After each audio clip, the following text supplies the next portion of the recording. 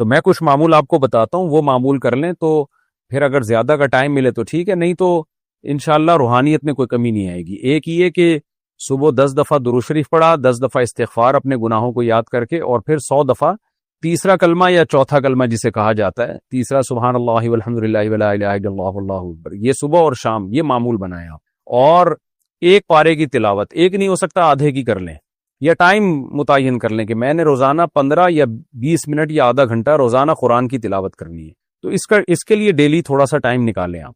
کوئی بھی جتنے بھی طلبہ ہیں یا جو لوگ بھی مصروف لوگ ہیں، 15 منٹ تو قرآن کی تلاوت کریں نا، آدھا گھنٹہ ہو یا 15 منٹ، اتنا تو حق ہے قرآن کا۔ اور دعاؤں کے لیے 24 گھنٹے میں کوئی ایک ٹائم نکال کے لمبی دعا مانگ لیا کریں، 24 گھنٹے میں ایک دفعہ مانگیں لیکن تسلی سے مانگ لیں، وہ بھی کافی ہے مصروف لوگوں کے لیے۔ دعا تو جتنی مانگی جائے کم ہے، لیکن کم از کم 24 گھنٹے میں ایک دفعہ تو اللہ کے سامنے ہاتھ اٹھانا سیکھے نا انسان، لیکن تسلی سے گڑ گڑا کے دعا مانگے اللہ کے سامنے۔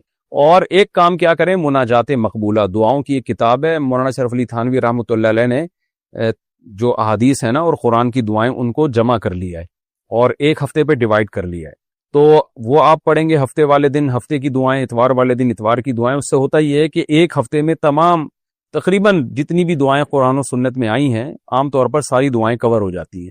اس کا ترجمہ والی لے لیں تاکہ سمجھ میں بھی آئے کیا پڑھ رہے ہیں، تو وہ مناجات مقبولہ جو ہے وہ خرید لیں، چھوٹی سی کتاب ہے، نیٹ سے بھی ڈاؤن لوڈ کر سکتے ہیں۔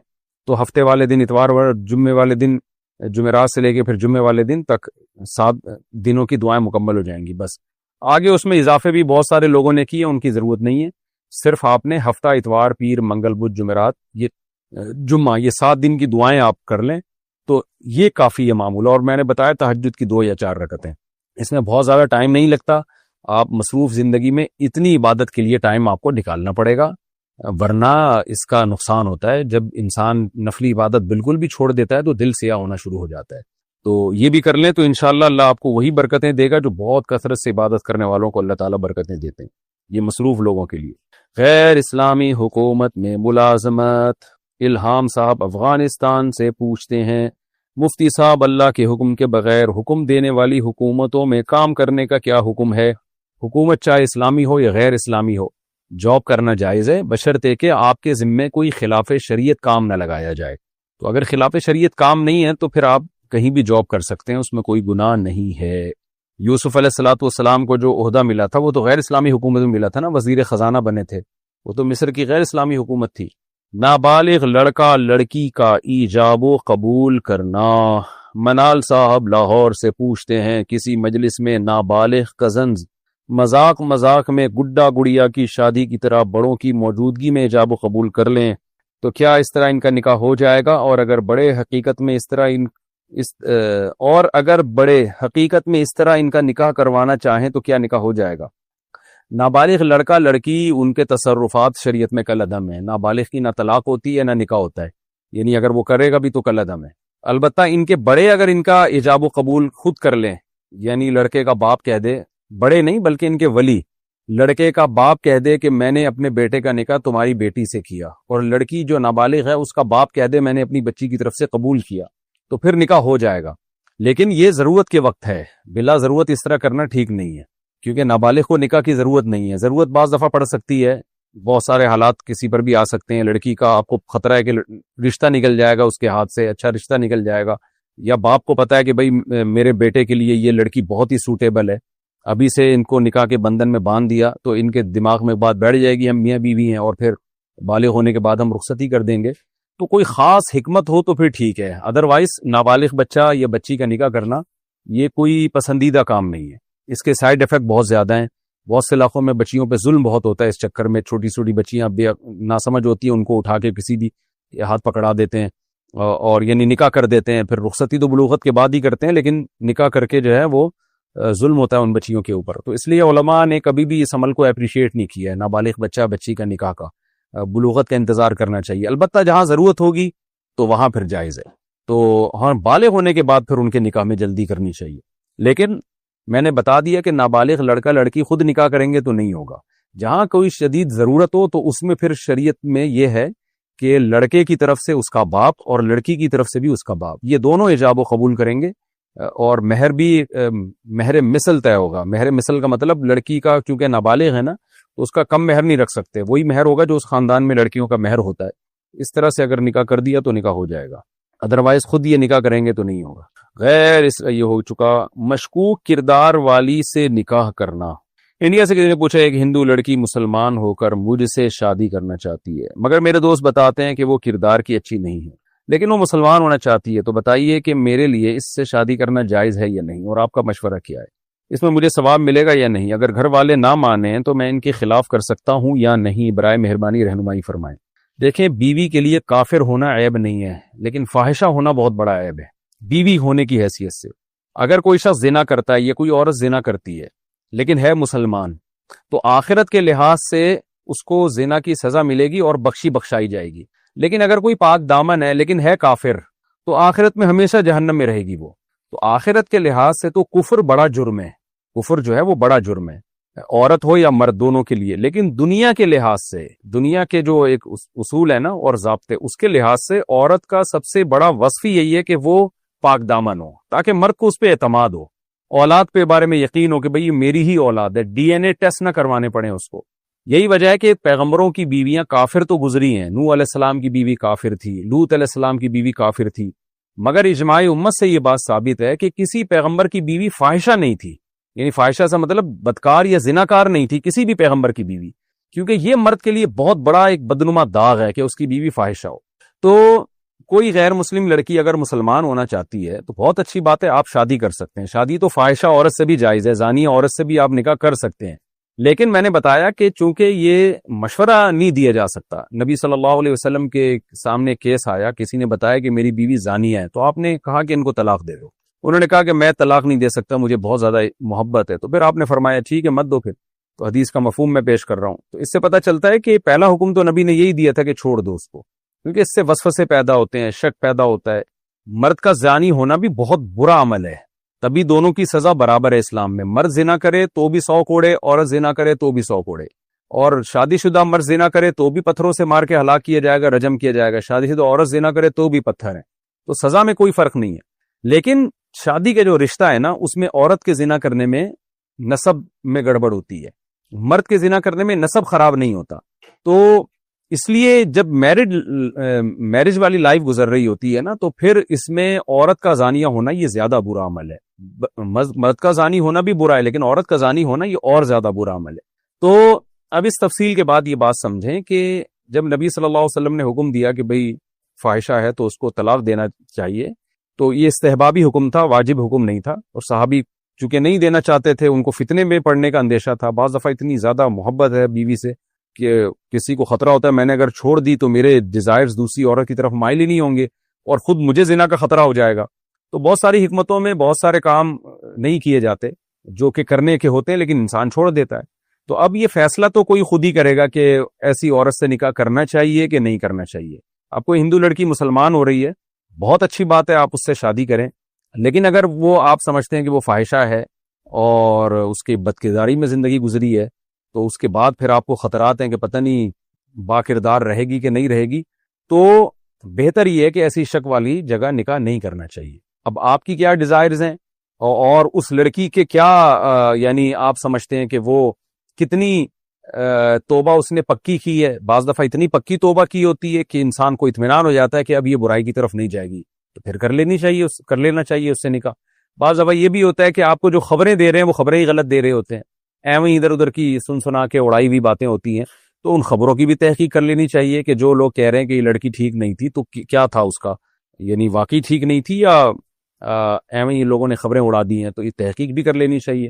اور یہ بھی ہوتا ہے کہ بعض دفعہ لوگوں نے کسی لڑکی نے کفر میں جو زندگی گزاری ہوتی ہے نا، وہ اسلام جب قبول کرتی ہے تو سب چیزیں چھوڑ کے آتی ہے. عام طور پہ غیر مسلموں میں یہ ہوتا ہے کہ جب وہ اسلام کی طرف آتے ہیں تو پچھلی پوری زندگی سے یوٹرن لے لیا ہوتا ہے انہوں نے. تو اگر ایسی کوئی لڑکی ہے تو پھر اس کے ماضی کو بھلا دینا چاہیے.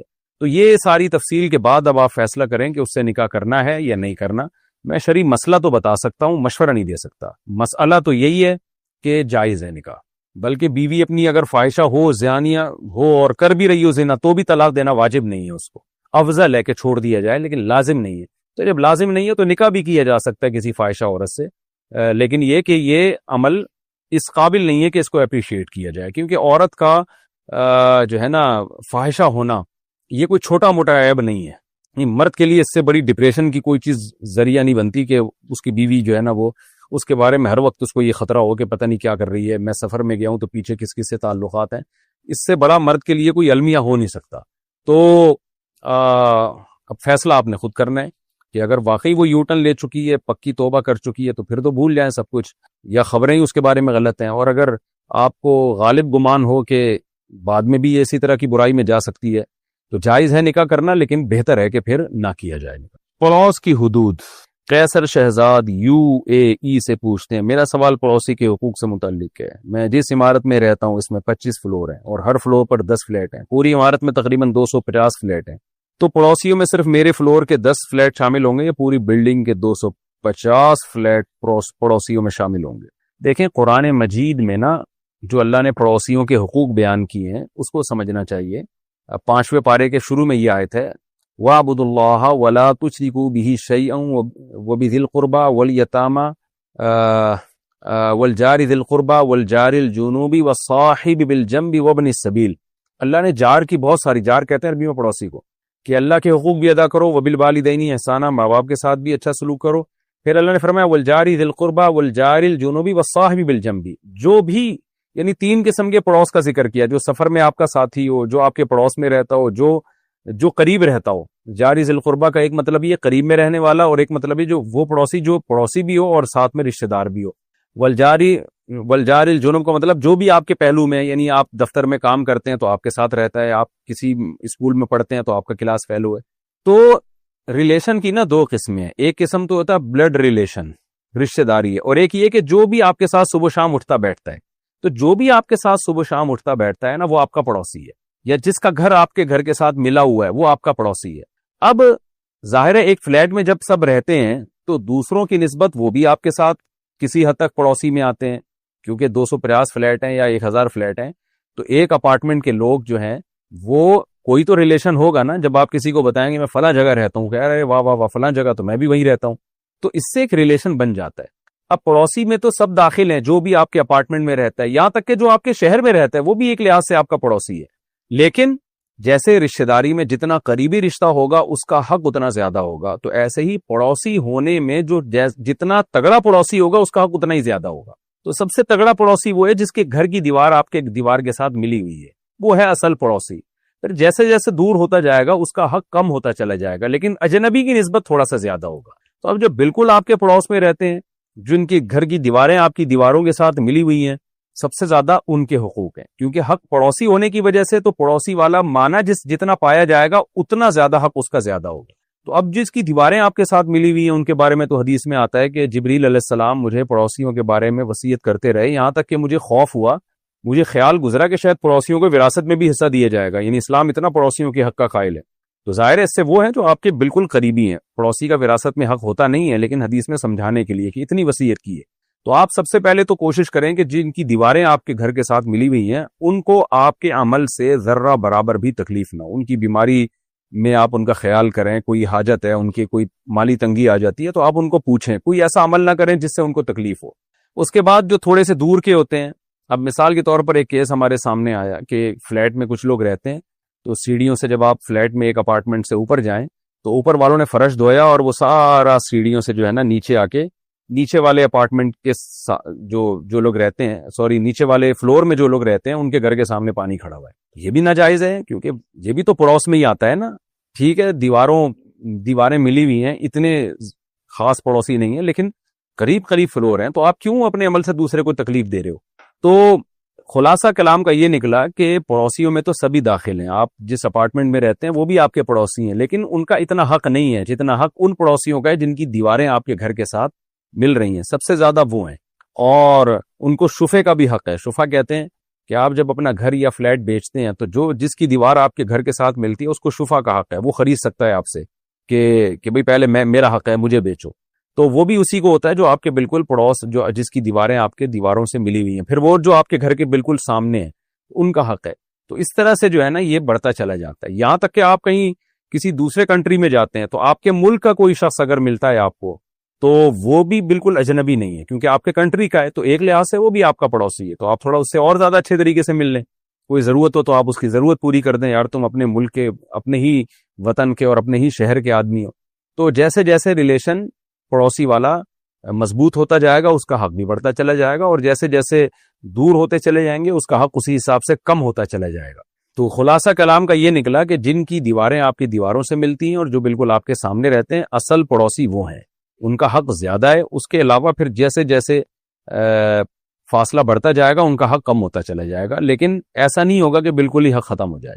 اچھا وہی حالت حیض میں پسینے کا حکم. ام کلثوم یو پی انڈیا سے پوچھتی ہیں، اگر ہم حیض یا جنابت کی وجہ سے ناپاک ہوں اور پسینہ نکلے تو کیا کپڑے ناپاک ہو جائیں گے؟ اس طرح اگر ہم نے ناپاکی کی حالت میں بھاری سوٹ شرارہ وغیرہ پہنا ہو اور پسینہ نکلے اور وہ سوٹ اٹھا کر ہم رکھ دیں تو کیا وہ سوٹ پاک شمار ہوگا یا ناپاک؟ کیا اس میں ہماری نماز صحیح ہو جائے گی؟ حیض کی حالت یا جنابت کی حالت میں جو پسینہ نکلتا ہے وہ پاک ہی ہوتا ہے، وہ ناپاک نہیں ہوتا. کپڑوں پہ لگ جائے تو کوئی حرج نہیں ہے اس میں، وہ پاک ہی کہلاتا ہے. جھوٹی قسم کا عذاب اور کفارہ. پاکستان سے کسی نے پوچھا ہے اگر کوئی قرآن مجید پر ہاتھ رکھ کر جھوٹی قسم اٹھا لے تو اس کا عذاب اور کفارہ کیا ہوگا؟ رہنمائی فرما دیں. نبی صلی اللہ علیہ وسلم نے فرمایا کہ 3 آدمی ایسے ہوں گے قیامت کے دن اللہ کی ان پر لعنت ہوگی اور اللہ ان کی طرف نظر بھی اٹھا کے نہیں دیکھے گا، رحمت کی نظر. ایک ان میں جو جھوٹ بول کے سودا بیچنے والا، اور ایک جو جھوٹی قسم اٹھانے والا، جھوٹی قسم اٹھا کے سودا بیچنے والا، اور ایک جو اپنے اظہار تکبر کی وجہ سے نیچے لٹکانے والا، اور ایک اور حدیث کے الفاظ ہیں المنان، احسان کر کے جتلانے والا تاکہ سامنے والے کو نیچا دکھائے. تو جھوٹی قسم اٹھا کے کوئی بھی مفاد حاصل کرنا، کیونکہ جو اپنا سامان بیچ رہا ہے جھوٹی قسم اٹھا کے وہ ظاہر ہے کوئی فائدہ اٹھانا چاہ رہا ہے نا، اپنی پروڈکٹ کو بیچنا چاہ رہا ہے. تو حدیث کا مطلب یہ ہوا کسی بھی دنیاوی مفاد کی خاطر جب آپ جھوٹی قسم اٹھاتے ہیں تو یہ کبیرہ گناہ ہے، اور ایسے لوگوں کی طرف اللہ نظر اٹھا کے بھی نہیں دیکھے گا. تو جھوٹی قسم کو ہلکا نہیں سمجھنا چاہیے. قرآن پہ ہاتھ رکھ کے لوگ قسمیں اٹھا رہے ہوتے ہیں جھوٹی، بہت برا عمل ہے. تو عذاب تو اس کا میں نے آپ کو بتا دیا کہ اللہ تعالیٰ اس کی طرف نظر اٹھا کے بھی نہیں دیکھیں گے، اور وَلَهُمْ عَذَابٌ علیم، ان کے لیے دردناک عذاب ہے. اب وہ عذاب کیا ہے وہ اس کی کوئی اسپیسیفک وہ نہیں ہمیں بتایا گیا، بس اللہ نے جب کہہ دیا دردناک عذاب ہے تو سوچا جائے کہ وہ کیسا سخت عذاب ہوگا. اللہ ہم سب کو پناہ میں رکھے. باقی یہ کہ اس کا کفارہ کیا ہے، تو کفارہ جو ہے نا ماضی کی قسموں پہ نہیں ہوتا. آپ نے کوئی جھوٹی قسم اٹھا لی تو اس کا کفارہ یہی ہے کہ رو دھو کے اللہ سے توبہ کریں، اور جس کے سامنے قسم اٹھائی ہے اس کے سامنے آپ بتائیں کہ مجھ سے غلطی ہوئی ہے، میں اللہ کے عذاب سے ڈرتا ہوں.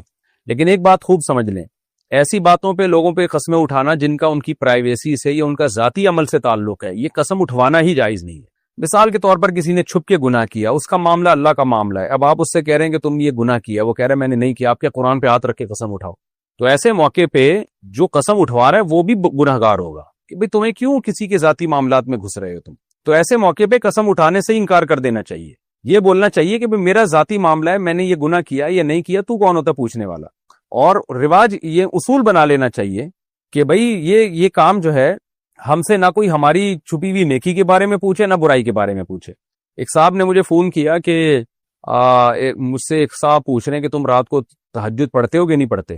تو میں کیا بتاؤں کہ پڑھتا ہوں. میں نے کہا نہیں بتاؤ. اس کو بولو میرا ذاتی معاملہ ہے، اللہ کا معاملہ ہے، میں تمہیں کیوں بتاؤں. کہہ رہے نہیں وہ بار بار میرے پیچھے پڑا ہوا ہے، مجھ سے بار بار پوچھ رہا ہے اور کہہ رہا ہے کہ تم بتاؤ. میں نے کہا اچھا ٹھیک ہے، آج وہ تم سے یہ سوال پوچھ رہا ہے، کل ہو سکتا ہے یہ پوچھے کہ تم نے ماضی میں فلاں گناہ کیا تھا، فلاں گناہ کیا تھا، اور آپ نے اگر کیا ہو تو آپ پھنس جاؤ گے.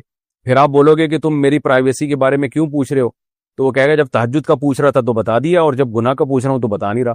تو اس لیے اصول یہ بنا لینا چاہیے کہ بھائی جب آپ ہماری پرائیویٹ لائف کے بارے میں ہم سے پوچھیں ہی نہیں، نہ ہم اپنی تہجد کا آپ کو بتائیں گے، نہ نیکیوں کا بتائیں گے، نہ برائیوں کا بتائیں گے. تو یہ آپ کی ایک پالیسی ہونی چاہیے. تو اس میں نہ کوئی جھوٹی قسم اٹھانے کی نوبت آئے گی، نہ کوئی فضول باتیں کرنے کی نوبت آئے گی. تو ہاں کسی نے کسی کا حق مارا ہو اور کیس چل رہا ہو کورٹ میں، پھر وہاں جا کے جھوٹی قسم اٹھانا تاکہ حق دبا لے دوسرے کا، یہ کبیرہ گناہ ہے، حرام ہے. ایسی قسمیں اٹھوانا بھی مجبوری ہے عدالت کی، وہ اٹھواتے ہیں، اور پھر قسم جھوٹی اٹھانا حرام ہے، کبیرہ گناہ ہے، جائز بھی نہیں ہے. تو اس لیے اگر کسی نے جھوٹی قسم اٹھا لی ہے ماضی کی کسی بات پر، تو اس کا تو یہی ہے کہ وہ توبہ استغفار کرے، روئے دھوئے اللہ کے سامنے. اور اگر فیوچر کی کوئی بات پہ قسم اٹھائی ہے کہ میں یہ کام نہیں کروں گا، تو اس قسم کو پورا کرنا لازم ہے. اگر یہ کام کر لیا تو قسم بھی ٹوٹے گی، گناہ بھی ملے گا، اور کفارہ بھی ادا کرنا پڑے گا. 10 غریبوں کو 2 ٹائم کا کھانا، یا 2.25 کلو گندم ایک غریب کو دے دیں، اس طرح 10 غریبوں کو دے دیں تو بھی ہے، یا اس کی قیمت بھی دے سکتے ہیں. اور اگر کوئی خود غریب ہے، پیسے نہیں ہے، تو پھر 3 روزے لگاتار. یہ ہے جب غلط بات پہ قسم، صحیح بات پہ قسم اٹھائی، اور اگر غلط بات پہ قسم اٹھا لی ہے، یعنی کرنے کا کام تھا اور قسم اٹھا لی کہ میں نہیں کروں گا، تو پھر ایسی قسم کو توڑ دینا چاہیے، کفارہ بھی ادا کرنا چاہیے اور توبہ استغفار بھی کرنا چاہیے کہ غلط چیز، ایسی چیز پہ قسم کیوں اٹھائی میں نے. جیسے کوئی قسم اٹھا لے کہ میں ماں باپ سے بات نہیں کروں گا، تو غلط بات ہے نا، اس پہ قسم کو توڑنا چاہیے. میڈیکل سہولت سے کسی اور کو فائدہ پہنچانا. آمنہ صاحبہ لاہور سے پوچھتی ہیں میرے شوہر آرمی میڈیکل میں جاب کرتے ہیں، ان کی والدہ کا علاج مفت ہے، تو کیا اپنے کسی عزیز رشتہ دار یا کسی غریب کے لیے بغیر کسی لالچ کے ادارے سے دوائیاں وغیرہ لا کر دے سکتے ہیں؟ کیا ایسا کرنا ٹھیک ہوگا؟ نہیں، بالکل ٹھیک نہیں ہے. جب سہولت یہ دی گئی ہے کہ آپ یعنی صرف والدہ کا علاج کرا سکتے ہیں یا والدین کا کرا سکتے ہیں، تو کسی عزیز رشتہ دار کو وہاں سے فری پاکٹ میں دوائیاں لا کے دینا یہ خیانت ہے، یہ جائز نہیں ہے. لڑکی والا کارٹون دیکھنا. انڈیا سے کسی نے پوچھا ہے جس کارٹون میں لڑکی آتی ہو تو کیا ایسا کارٹون دیکھ سکتے ہیں اگر میرا دل اس کی طرف مائل نہ ہو اور میری نیت بھی صاف ہو؟ ضرورت کیا ہے میرے بھائی ایسی چیزیں دیکھنے کی؟ کوئی اہم پروگرام ہو، کوئی آپ کو اس سے فائدہ ہو رہا ہو تو چلو سمجھ میں آتی ہے بات، آپ کا دل بھی صاف ہے، نیت بھی صاف ہے اور آپ کو کوئی فتنہ بھی نہیں ہو رہا اور ضرورت بھی ہے، کوئی ایسا علمی پروگرام ہے جو آپ کو کہیں مل نہیں رہا، اس لیے اوائڈ کریں ان چیزوں سے، اپنے آپ کو فتنوں کے مواقع سے بچائیں، ورنہ ٹائم ویسٹنگ تو ہے ہی نا. اور پھر اس سے اور جو ابھی تو کارٹون دیکھ رہے ہیں، کل سچی مچی کی لڑکیاں دیکھنا شروع کر دیں گے، تو حلال حرام سے اس کا تعلق نہیں ہے، لیکن اوائڈ کریں، اس سے فتنے میں انسان پڑ سکتا ہے. لڑکوں کا بریسلیٹ پہننا. پاکستان سے کسی نے پوچھا ہم لڑکے موتیوں وغیرہ سے بنا ہوا بریسلیٹ ہاتھ میں پہن سکتے ہیں؟ مرد کے لیے صرف زیور میں انگوٹھی پہننا جائز ہے، وہ بھی چاندی کی، وہ بھی بہت زیادہ چاندی نہ اس میں، باقی کسی قسم کا زیور پہننا مرد کے لیے جائز نہیں ہے، اس لیے اس سے احتراز کریں آپ. مردوں پہ ویسے بھی مردوں والے کام زیادہ اچھے لگتے ہیں نا، 4 شادیاں کریں یہ زیادہ آپ پہ سوٹ کر. جب آپ اپنی 4 بیویوں کو لے کے کسی تقریب میں جائیں گے تو بریسلیٹ والے جو مرد ہیں نا، جو لاکٹ والے، اور وہ جیلسی سے مر جائیں گے بےچارے. تو اس لیے مردانگی والے کام کریں، شادیوں کو فوکس کریں زیادہ، ٹھیک ہے؟ اپنی بیویوں کو پہلائیں پھر بریسلیٹ اور لاکٹ اور کیا کیا ہوتا ہے پتہ نہیں، مجھے تو نام بھی نہیں آتے خواتین کے زیوروں کے، تو یہ ساری چیزیں اپنی بیگموں کو پہنائیں. باقی مردوں میں یہ آج کل یہ بہت بڑی بدعت چل پڑی ہے، وہ بالکل لڑکیوں والے فیشن کر رہے ہیں. دولہا صاحب جا کے 1-2 گھنٹے بیوٹی پارلر میں تیار ہوتے ہیں، اور عید پہ بھی دیکھا ہے لڑکوں کو ان چیزوں میں بہت زیادہ غلو کرنا ہے، یہ ٹھیک نہیں ہے. مرد کے لیے اللہ نے الگ ٹائپ کی زینت رکھی ہے، عورت کے لیے الگ ٹائپ کی زینت رکھی ہے. لڑکیوں کو بھی جو مرد پسند آتے ہیں مردانگی والے پسند آتے ہیں، تو اب نیچر ہی تبدیل ہو رہی ہے، لڑکیوں کی بھی نیچر تبدیل ہو رہی ہے، تو عجیب سا ہی سیٹ اپ بنتا چلا جا رہا ہے. تو اس لیے مردوں پہ مردوں والے کام اچھے لگتے ہیں. حرام اعضا. محمد عارف کھوکھر انڈیا سے پوچھتے ہیں بکرے میں کون کون سی چیز نہیں کھا سکتے؟ ہمارے یہاں کچھ لوگ بولتے ہیں کہ اوجڑی، کپورے، سری پائے کھانا مکروہ ہے، تو آپ روشنی ڈالیں. اوجڑی کو اچھی طرح صاف کر لیا جائے، سری پائے وغیرہ تو سری پائے نہیں، آپ سری پائے کو مکروہ کہہ رہے ہو؟ پورا لاہور سری پائے کھا رہا ہے، وہاں تو بھینسیں اینٹوں پہ کھڑی ہوتی ہیں، سب کے پائے کھا گئے وہ لوگ. میں اکثر کہتا ہوں سجی کے پائے، تو مجھے کسی نے بتایا سجی وجی کے پائے نہیں ہوتے، کھجے کے پائے ہوتے ہیں، کھجے. تو وہ غلطی سے میں نے سجی بول دیا ہوگا کہیں، سجی ایک الگ چیز ہے، کیونکہ کراچی میں ہوتے نہیں نا، تو پروننسیشن میں غلطی ہوئی ہے مجھ سے. تو کھجے کے پائے ہوتے ہیں، کھجے کے. خیر سری پائے بالکل کھا سکتے ہیں، پروٹین سے بھری ہوئی چیز ہے یہ، اور اوجڑی بھی کھا سکتے ہیں اگر اچھی طرح صاف کر لیا جائے اس کو. باقی کپورے کھانا یہ مکروہ ناپسندیدہ ہے، اور اس کی ناجائز ہونے کی دلیل ہے وہ یحرم علیہم الخبائث، قرآن کہتا ہے خبیث چیزیں تم پر حرام ہیں. تو جانور میں بھی کچھ اعضاء ایسے ہوتے ہیں جو خبائث میں داخل ہیں، جیسے جانور کی جو نر جانور ہے اس کی جو پیشاب گاہ ہے وہ بھی مکروہ ہے، ناجائز ہے، کیونکہ وہ بھی ایک خبائث میں داخل ہے. اسی طرح جانور کے کوئی رسولی نکل آتی ہے، کینسر کے پھوڑے نکل آتے ہیں، عجیب سے نہیں، آپ نے دیکھا ہوگا گائے کے، تو وہ حصہ نہیں کھا سکتے آپ، کیونکہ وہ سڑا ہوا گوشت ہوتا ہے. تو ہر چیز حدیث میں صراحتاً نہیں آتی ہے، قرآن و سنت میں قرآن نے اشارے بھی دے دیے کہ خبائث جو ہے نا، جس کو طبع سلیم پہلی نظر میں ہی جس سے گھن کھانا شروع کر دے، تو انسانوں کے کھانے کی چیزیں نہیں ہیں.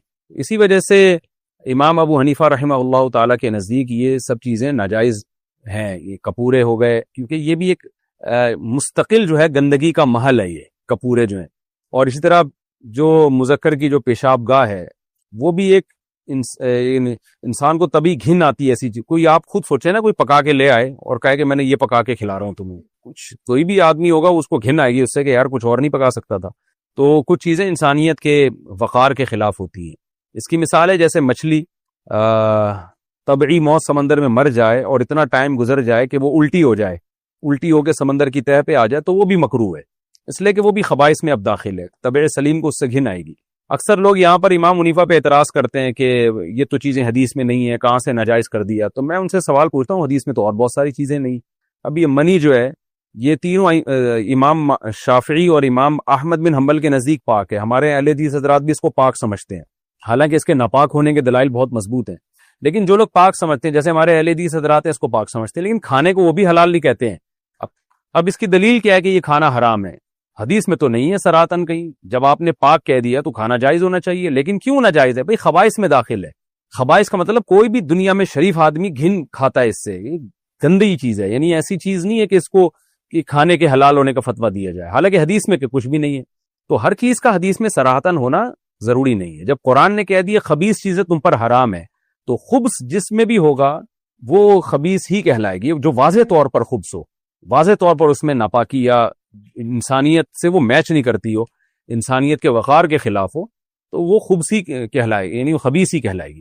تو اسی وجہ سے جانور کے کپورے کھانا, اس کا جو پیشاب گاہ ہے نر جانور کی وہ کھانا, اور اسی طرح جو رسولی پیدا ہو جاتی ہے جانور کے اندر, وہ رسولی کھانا وہ جائز نہیں ہے, اس سے اوائڈ لازم ہے, اجتناب کرنا لازم ہے. قرض خواہ کا ایڈریس معلوم نہ ہو تو کیا کریں؟ اگر دکاندار نے دکان کہیں شفٹ کر لی ہو اور ہم نے اس کا قرض دینا ہو تو اب کیا کریں؟ اب ہمیں اس کا ایڈریس معلوم نہیں ہے, تلاش کریں اس کا ایڈریس.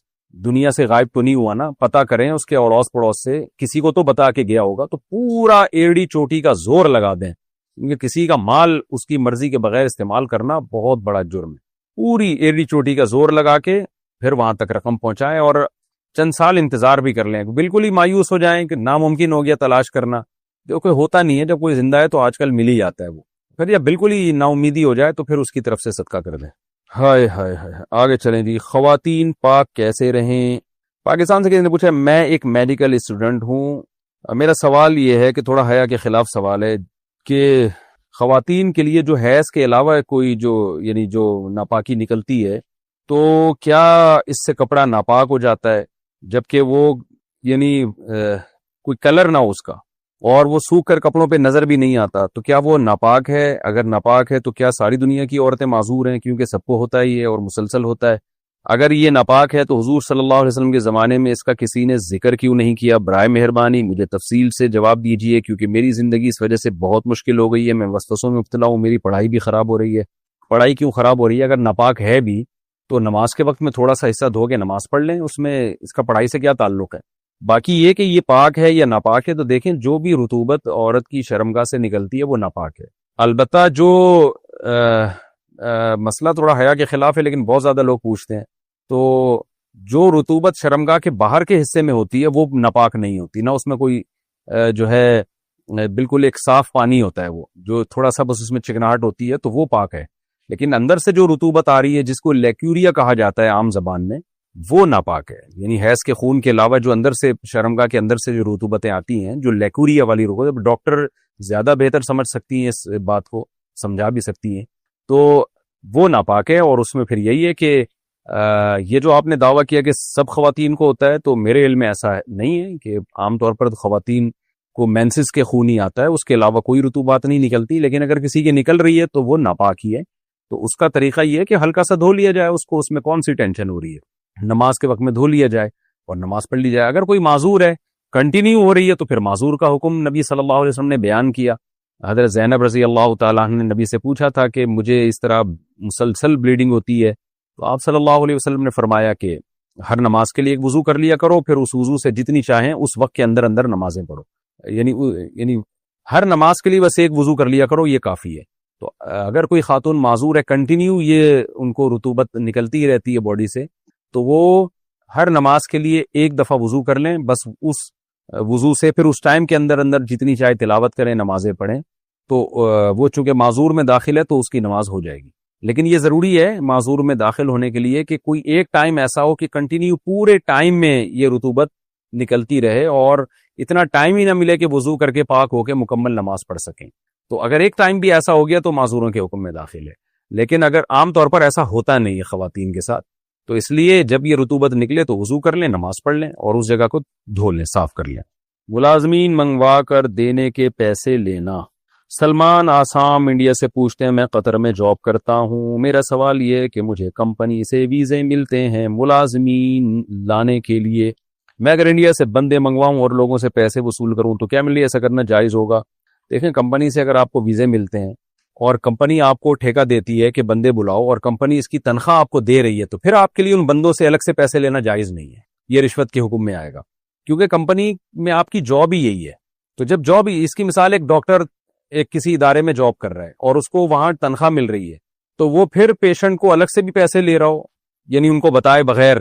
بعض تو جگہ ایسی ہوتی ہے ڈاکٹر کو اجازت ہوتی ہے کہ بھئی ہر پیشنٹ کے آپ اتنے پیسے پیشنٹ سے لے سکتے ہیں، اور الگ سے ڈاکٹر کو تنخواہ بھی مل رہی ہوتی ہے، وہ تو کمپنی ہی نے اجازت دی ہوتی ہے یا ہاسپٹل نے ہی اجازت دی ہوتی ہے۔ لیکن اگر ہاسپٹل الگ سے آپ کو کسی چیز کی تنخواہ دے رہا ہے یا کمیشن دے رہا ہے پیشنٹ دیکھنے کا، تو پھر اس میں الگ سے پیشنٹ سے کھانچا کھول لینا یہ ناجائز ہے۔